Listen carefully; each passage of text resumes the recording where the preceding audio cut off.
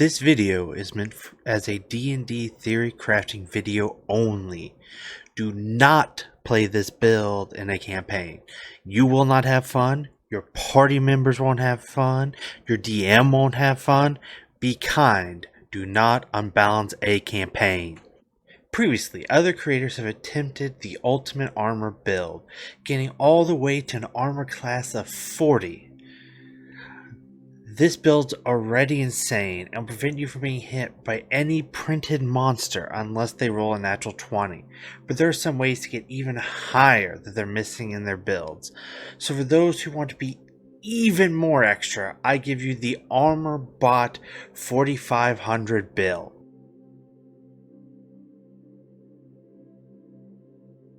You will need to use point buy for this build. You won't gain access to high level known spells, so you will need to consider this character a melee fighter as you set your scores. You will need a high strength score for your heavy armor, so you will put a 15 into strength. The character will be wearing full plate, so having a high dexterity doesn't help. It's the perfect place to put a 10. Constitution has to be a 10 because you run out of points. Intelligence will be a 12. You need this to get into Wizard after a few levels. Wisdom will be a 13. You will need this for multiclassing into Cleric, and it will help the character be good at important skills later. Finally, Charisma gets a 13, so you can multiclass out of Paladin.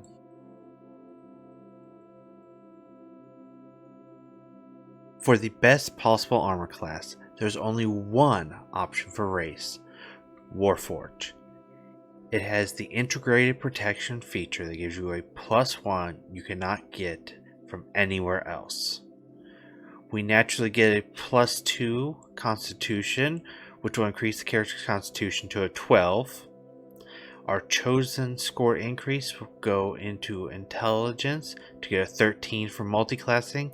Everything else is free for you to choose as you wish.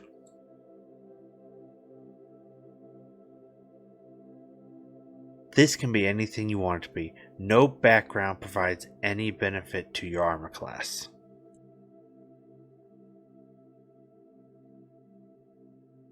The character starts with 2 levels of Paladin. You need this for armor and weapon proficiencies, as well as smites to deal damage. At 2nd level, you will get to pick a fighting style as well. You will pick the defense fighting style to get +1 to the character's armor class. Next, you are taking 10 levels of Wizard. At your 2nd level of Wizard, you choose an arcane tradition where you will pick War Magic. War Magic is going to give you several ways to boost the character's armor class.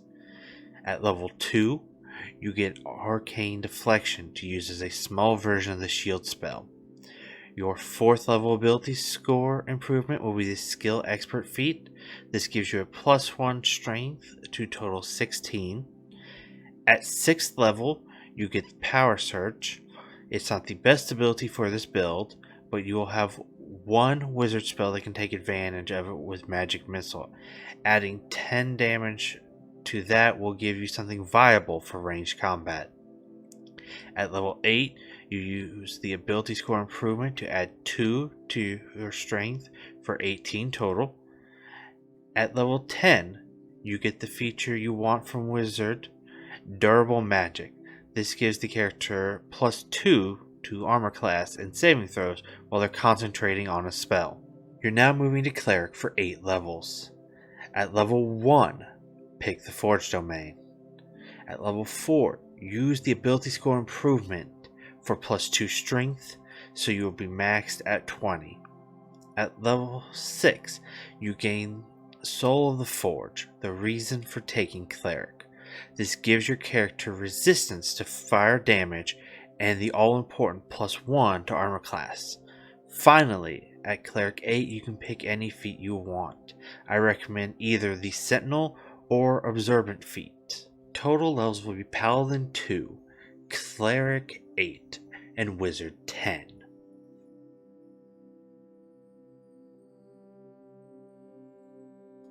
For your magical abilities, I would suggest mostly utility spells, as the character's spell casting abilities are not that high, so spell attacks and saving throws are not going to be the most effective.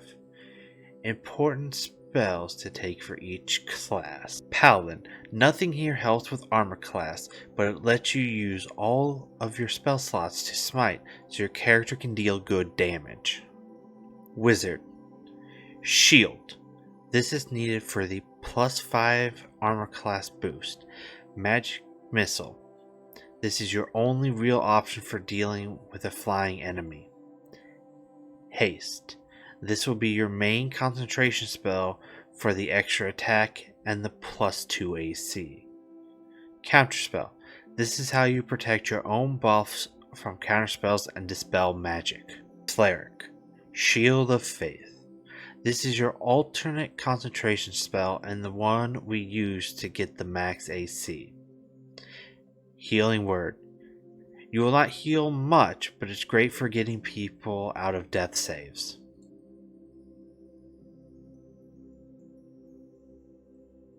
For the maximum armor class, you will need 6 magic items.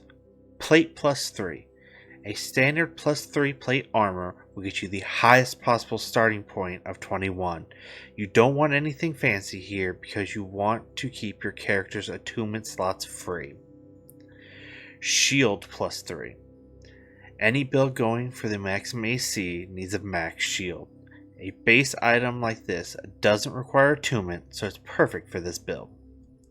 Ring of Protection. This is your first attunement slot, giving you a +1 to your armor class and saves. Cloak of Protection. This is your second attunement slot. Gives you the same bonuses as the Ring of Protection. Defender Longsword. The last attunement slot is a Defender Sword. You want the long sword for maximum damage while being able to use a shield. This will let you drain the +3 bonus out of the sword and into your armor class. Potion of Speed. The use of this item will give you the +2 bonus from haste without using concentration, allowing you to apply a different armor class buffing spell in its place.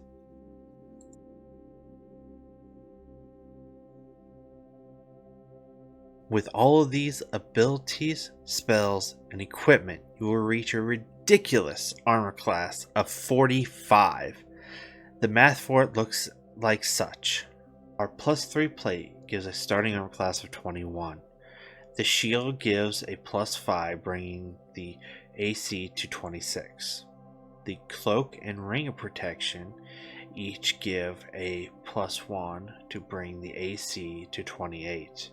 The defense fighting style gives your AC a +1 for 29.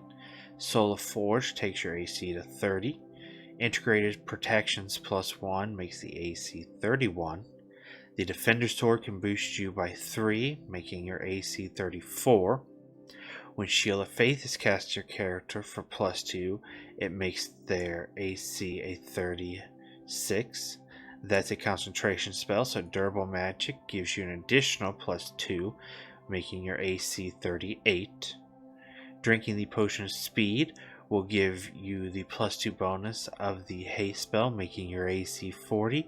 And finally, you can use the shield spell as your reaction to reach 45. As far as offensive power, haste will give you 2 attacks per round at a +11, with the -3 from transferring the bonus from Defender. Each attack deals 1d8 +5 slashing and 1d8 fire damage.